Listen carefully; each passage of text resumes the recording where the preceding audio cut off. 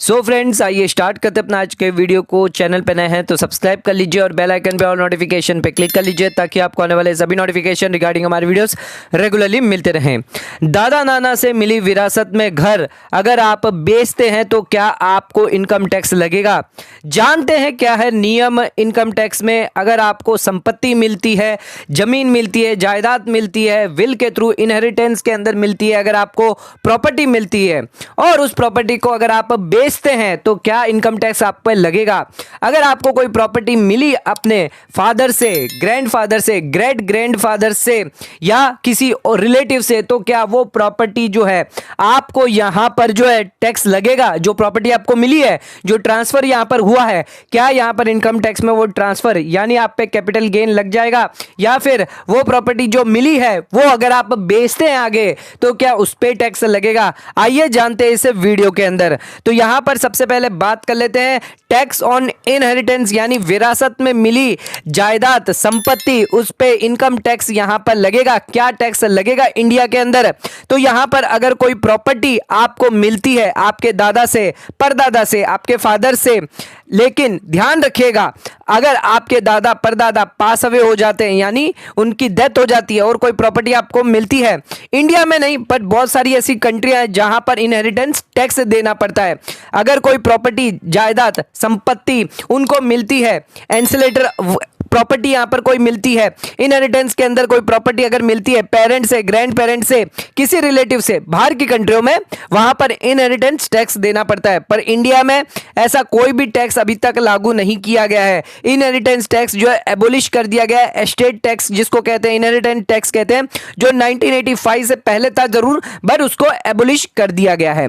उसी के साथ आइए देखते हैं इनकम टैक्स के अंदर क्या इंप्लीकेशन आते हैं इनहेरिटेंस पे। अगर आपको विरासत से मिली अगर कोई संपत्ति है, क्या उस पे कोई टैक्स लगेगा? तो यहां पर अगर डेथ हो जाती है किसी भी इंडिविजुअल की जिसकी ये प्रॉपर्टी है एंड वो प्रॉपर्टी अपने बच्चों में या परपोतों में यहां पर दे देता है, तो यहां पर जो है आप यहां पे जानते हैं ये इसको ट्रांसफर कहते हैं सर। और ट्रांसफर यहां पर हुआ विदाउट कंसिडरेशन यानी इसको गिफ्ट माना जाता है। इनकम टैक्स के प्रावधान के हिसाब से यहां पर अगर आप ट्रांसफर करते हैं अपने बच्चों को, परपोतों को अगर प्रॉपर्टी ट्रांसफर करते हैं तो उस केस में 1 रुपए का भी टैक्स नहीं लगेगा। ये एक्सक्लूड कर दिया गया है यहां पर ट्रांसफर के अंदर। अगर कोई विल इनहेरिटेंस है यहां पर यानी गिफ्ट में अगर आपको कोई यहां पर प्रॉपर्टी मिलती है, विल में मिलती है, इनहेरिटेंस में मिलती है, तो उस लॉ के हिसाब से आपको 1 रुपए का भी टैक्स नहीं देना। लेकिन ध्यान रखिएगा अगर उस प्रॉपर्टी पे कोई रेंटल इनकम है, अगर कोई घर है, आपके फादर ने कोई घर कंस्ट्रक्शन कर आपके पर यानी आपके ग्रैंडफादर ने कोई घर कंस्ट्रक्शन करवाया और उस घर को यहां पर जो है कॉम्प्लेक्स है, रेसिडेंशियल या फिर कॉमर्शियल कॉम्प्लेक्स है जिसको रेंट पे दिया हुआ है, अब उनकी डेथ हो जाती है और वो प्रॉपर्टी जो ट्रांसफर आपसे फादर से आप पे होती है यानी आपके ऊपर होती है, तो उस केस के अंदर यहां पर जो है आपको वो रेंट जो है वो यहां पर टैक्सेबल कर दिया जाएगा सर। भले ही आपकी जो प्रॉपर्टी आपको मिली वो ट्रांसफर नहीं आई, उस पर कैपिटल गेन नहीं लगेगा, पर वो रेंट जो है सोर्स ऑफ इनकम जो उससे जनरेट हो रही है इनहेरिटेंस प्रॉपर्टी पे, वो आपकी टैक्सेबल मानी जाएगी सर। इनहेरिटेंस प्रॉपर्टी है, सोर्स ऑफ इनकम रेंट और इंटरेस्ट है।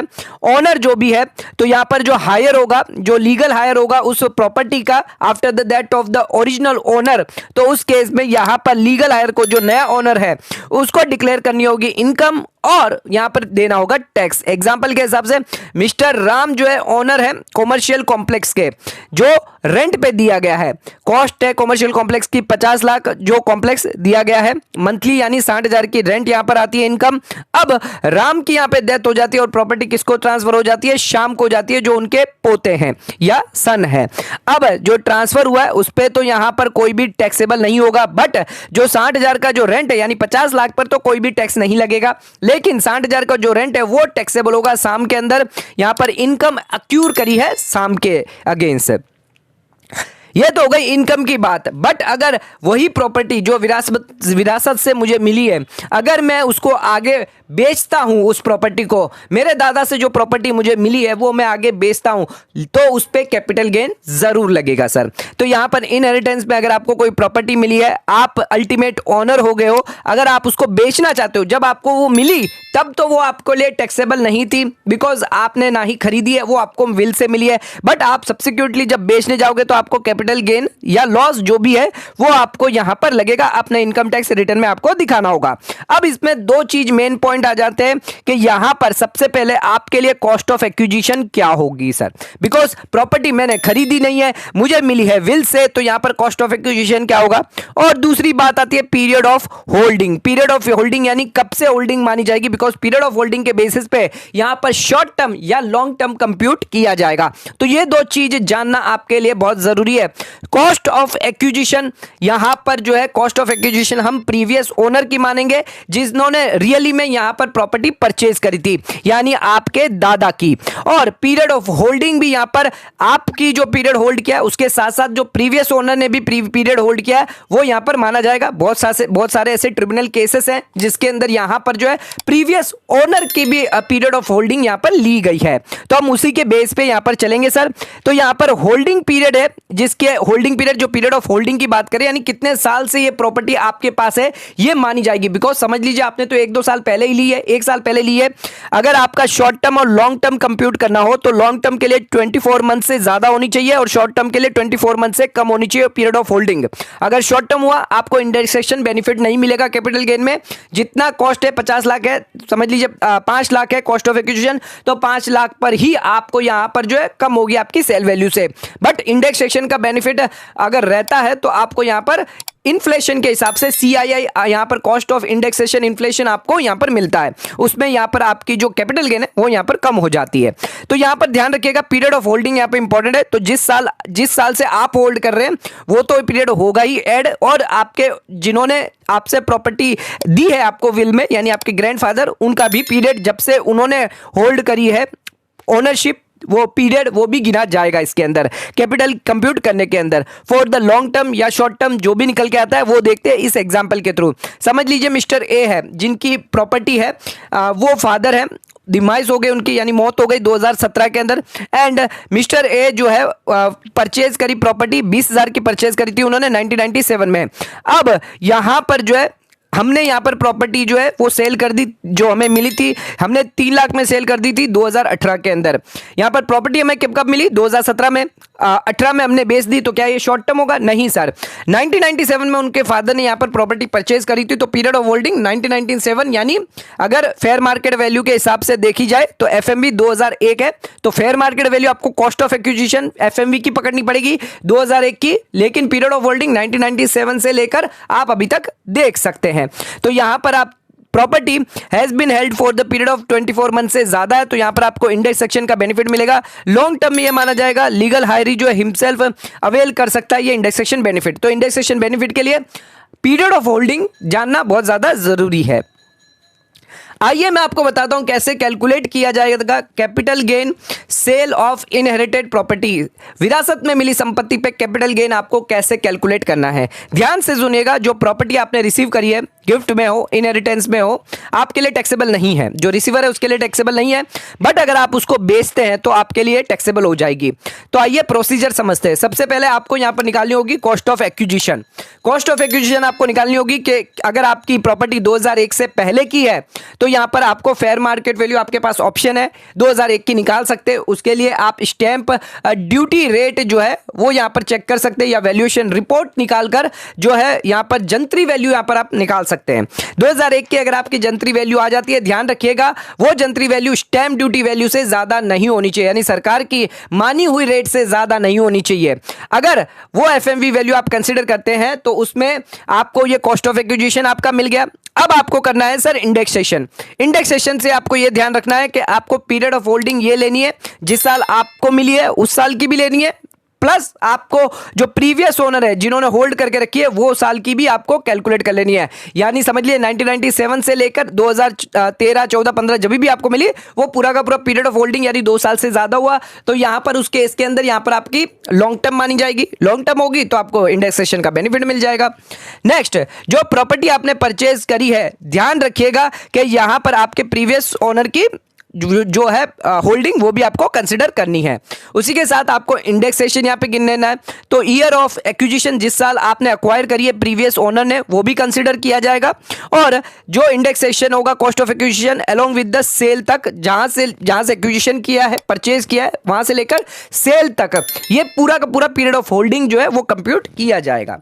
अब बेस ईयर आप पकड़ सकते हैं, या तो 2001 पकड़ सकते हैं, या उससे पहले भी जो है आप पकड़ सकते हैं। अगर प्रीवियस ईयर ओनर पहले का हुआ तो वो आप पकड़ सकते हैं। अब आपको देखना है कि कैपिटल गेन आपको कैसे निकालना है सर। तो उसके लिए यहां पर फॉर्मूला दिया है। क्या है formula? Cost of acquisition into cost inflation index, जिस साल आपने सेल किया है, divide by cost inflation index, जिस साल आपने एक्विजिशन किया है। 5 लाख की मेरी प्रॉपर्टी है, तो CII मुझे जिस साल मैंने सेल किया, यानी 2020-21 में मैंने सेल किया, तो 301 यहाँ पे CII आ जाएगा। इन्फ्लेशन यहाँ पर 301 डाल देंगे, और यहाँ पर फेयर मार्केट वैल्यू के हिसाब से हम 2001 की डालते हैं तो 100 आएगा। तो टोटल हमारी कॉस्ट ऑफ एक्विजिशन कितनी हो गई? 15,05,000 इंडेक्सेशन के साथ। ये हो गई indexation cost of acquisition.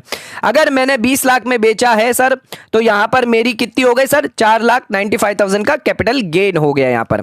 But अगर मेरे को इंडेक्सेशन का बेनिफिट नहीं मिलता, तो यहाँ पर 15 लाख का मेरे को कैपिटल गेन लगता। तो यहाँ पर इंडेक्सेशन के बेनिफिट से यहाँ पर आपको कैपिटल गेन का बेनिफिट सेविंग आपकी हो सकती है। ये कुछ इन्फ्लेशन दिए गए हैं, यहाँ पर आप चेक कर सकते हैं, ऑनलाइन आपको मिल जाएगा। करंट भी आपको मिल जाएगा 22-23 का, वो भी आप चेक कर सकते हैं रिटर्न के लिए। अब आ जाते हैं नेक्स्ट एग्जांपल के लिए। यहाँ पर आपको एक और एग्जांपल हम बता देते हैं। मिस्टर अरोरा, थोड़ा सा ध्यान से सुनिएगा। मिस्टर अरोरा ने परचेज करी एक प्रॉपर्टी 1 अगस्त 2004 को 75 लाख में। नेहा जो उनकी बेटी है, उनको ये प्रॉपर्टी मिली 2012 में प्रॉपर्टी मिली, 2004 में परचेज करी थी मिस्टर अरोरा ने, एंड उन्होंने डिसाइड किया कि 2014 के अंदर वो अपनी प्रॉपर्टी 1.8 करोड़ में बेच देंगी। अब इन पे क्या यहां पर कैपिटल गेन निकलता है, आइए देखते हैं। तो यहां पर 75 लाख की कॉस्ट ऑफ एक्विजिशन पहले निकाल लेते हैं हम। तो कॉस्ट ऑफ एक्विजिशन कैसे निकलेगी? 75 लाख निकल जाएगी। 2014 में इन्होंने बेची है, यानी 2014-15 का इंडेक्सेशन ले लेंगे, और 2004-5 में खरीदी है, फादर ने खरीदी, यानी प्रीवियस ओनर की देखी जाएगी। अगर 2001 से पहले की है तो यहां पर 100 ली जाएगी। अगर 2004-5 की है तो यहां पर 113। तो यहां पर हमने अभी आपको फॉर्मूला बताया था, सेल वाली CII ऊपर होगी और परचेज वाली नीचे हो जाएगी। तो इस कैलकुलेशन के हिसाब से आपकी कॉस्ट ऑफ एक्विजिशन 1.6 करोड़ निकल के आ रही है। बेची कितने में हमने? 1.8 करोड़ में, यानी 20 लाख की हमारी कैपिटल गेन हो जाएगी सर। तो नेहा को यहां पर 20 लाख पर कैपिटल गेन देना पड़ेगा। अगर इनका ये पहला हाउस है, अगर ये घर बेच के घर खरीदती है, तो उनको 54 के अंदर एग्जम्पशन भी मिल जाएगा, यानी पूरा का पूरा 20 लाख का एग्जम्पशन मिल जाएगा अगर वो प्लानिंग करती है, टैक्स प्लानिंग की। तो अगर आपको विरासत से मिली संपत्ति पे अगर बेचना है, तो ध्यान रखिएगा कि वो लॉन्ग टर्म में आप बेचिएगा, साल 2 साल कम से कम मैक्सिमम रखने के बाद ही बेचिएगा। अदरवाइज यहां पर आपको जो है कैपिटल गेन में इंडेक्सेशन का बेनिफिट नहीं मिलेगा, अगर शॉर्ट टर्म में वो चली गई तो। आज का वीडियो पसंद आया, चैनल को लाइक और सब्सक्राइब जरूर करेगा, ज्यादा शेयर जरूर करेगा। धन्यवाद।